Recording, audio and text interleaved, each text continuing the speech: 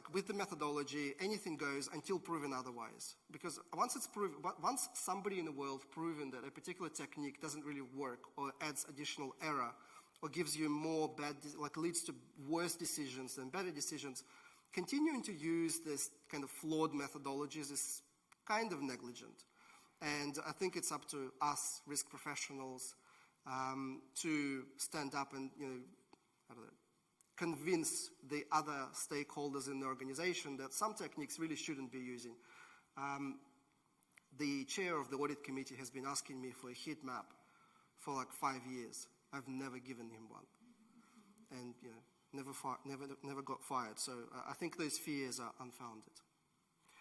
And then the final technique, which is again the word many probably are not familiar with, backtesting everything.